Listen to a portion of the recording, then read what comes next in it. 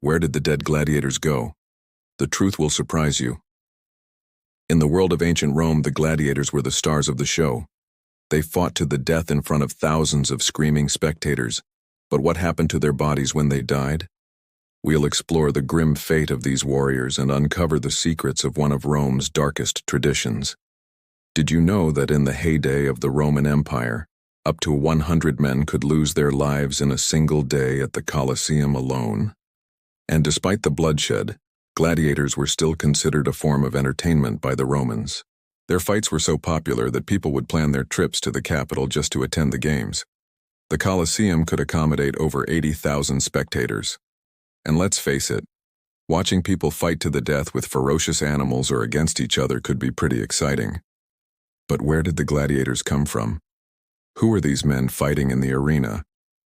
Most of them were slaves, prisoners, or condemned criminals. They were bought or captured by Roman military forces and then forced into brutal training programs in preparation for their fights. Other gladiators were free men who chose to participate in the games for financial gain. Still, others were volunteers who sought to win their freedom through combat. Regardless of their background, all gladiators lived in a special camp outside the city walls called a lanista. There they were trained, armed, and prepared for battle.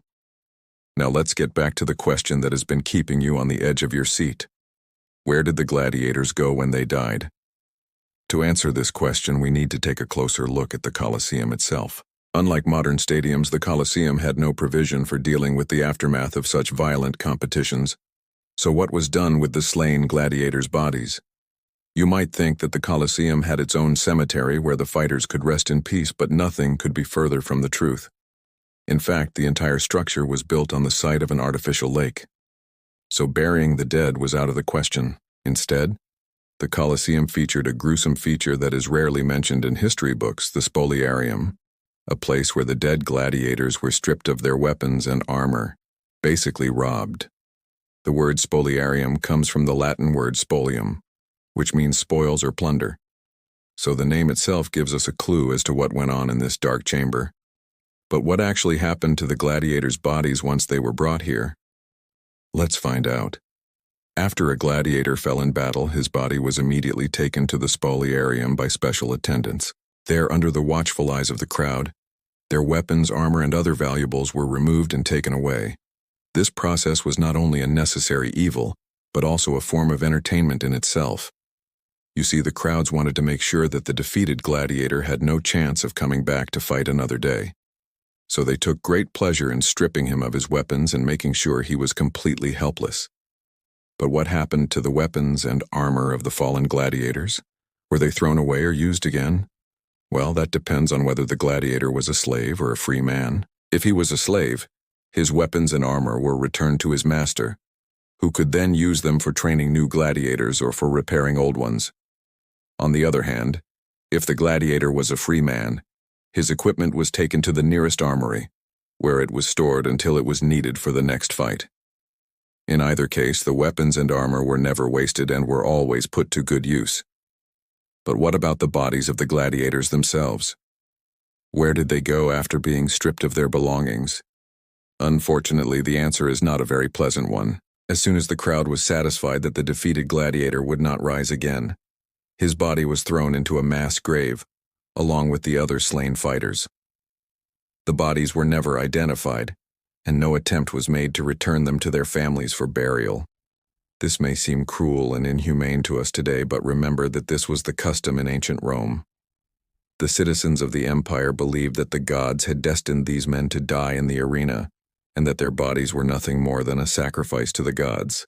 There are a few historical records that shed light on what happened to the bodies of the fallen gladiators. For example, we know that the Emperor Nero ordered the construction of a large cemetery for the gladiators who died during his reign. This cemetery was located outside the city walls and was probably used to bury the most famous and respected fighters. But what about the ordinary gladiators who died in the arena every day? We can only speculate what became of them. Some historians believe that their bodies were thrown into the Tiber River, while others believe they were buried in a mass grave along with animals that died in the Colosseum. There is even a legend that the bodies of the gladiators were thrown to wild animals to be eaten. But we don't know how true this story is. What we do know is that the spoliarium played an important role in the ceremony of a Roman gladiator's death. So let's take a moment to appreciate the ingenuity of the Romans who came up with such a gruesome yet efficient system for dealing with the dead. In addition to the practical aspects of the spoliarium, there was also a symbolic significance to it. By stripping the dead gladiator of his weapons and armor, the Romans were taking away his identity as a fighter and reducing him to nothing more than a corpse. This was not only a way of ensuring that the gladiator would not rise again, but also a reminder to the audience that no one was invincible and anyone could die in the arena. But why exactly did the Romans need to strip the dead gladiators of their belongings? Was it just for show, or was there another reason behind it? Well, the answer lies in the customs and beliefs of ancient Rome. The Romans believed that the equipment of a dead gladiator could bring bad luck to anyone who touched it. Therefore, it was necessary to remove all of his belongings before his body was thrown into the mass grave. Additionally, the weapons and armor of a gladiator were considered to be imbued with the spirit of the dead warrior, and so to prevent this spirit from haunting the living, they had to be purified. This was done by throwing them into a running stream or burying them in a special pit outside the city walls. But what about the bodies of the gladiators themselves? Was there any special ritual performed before they were thrown into the mass grave? Well, there is no historical evidence to suggest that the Romans performed any special ceremonies or rituals before disposing of the bodies.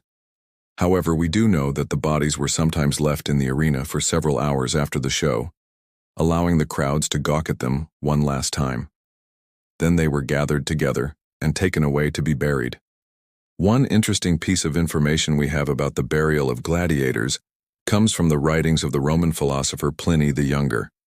According to Pliny, the Emperor Trajan ordered that the bodies of gladiators be buried in a special cemetery outside the city limits.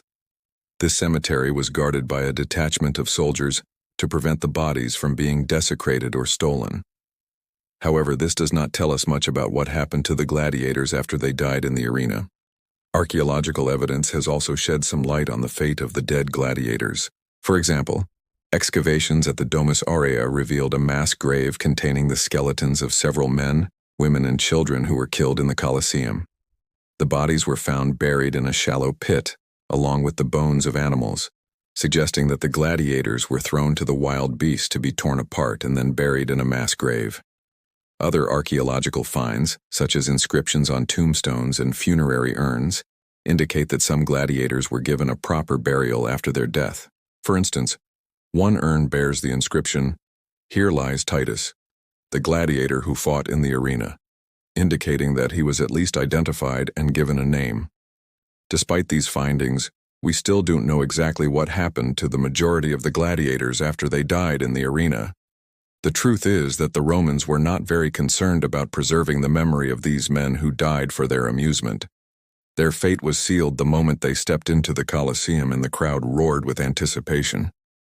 The story of the gladiators is a reminder of the cruelty and brutality of the ancient world. These men fought to the death for the entertainment of the masses, and their bodies were treated with disdain and indifference.